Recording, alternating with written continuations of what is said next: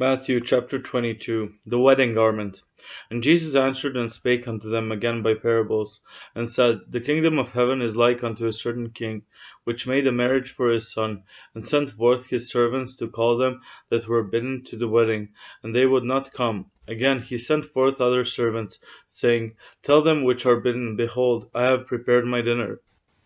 My oxen and my fatlings are killed, and all things are ready. Come unto the marriage. But they made light of it, and went their ways, one to his farm, another to his merchandise. And the remnant took his servants, and entreated them spitefully, and slew them. But when the king heard thereof, he was wroth, and he sent forth his armies, and destroyed those murderers, and burned up their city. Then saith he to his servants, The wedding is ready, but they which were bidden were not worthy. Go ye therefore into the highways, and as many as ye shall find, bid to the marriage.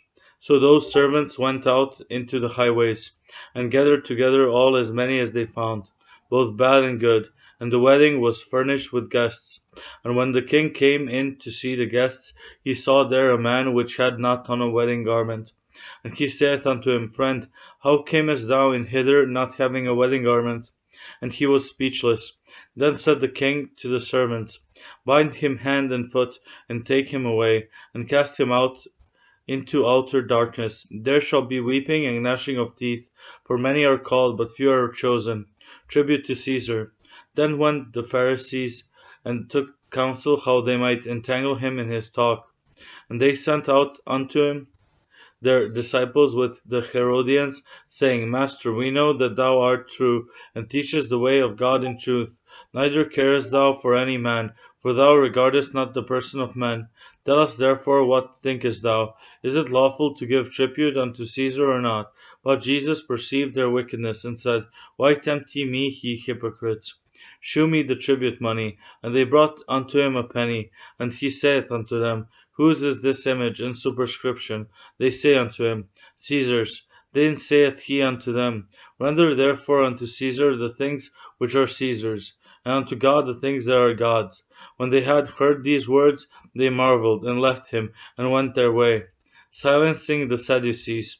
The same day came to him the Sadducees, which say that there is no resurrection, and asked him, saying, Master, Moses said, If a man die, having no children, his brother shall marry his wife, and raise up seed unto his brother.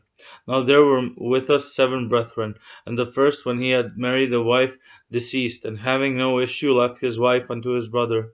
Likewise the second also, and the third unto the 7th. And last of all, the women died also. Therefore in the resurrection, whose wife shall she be of the 7? For they all had her.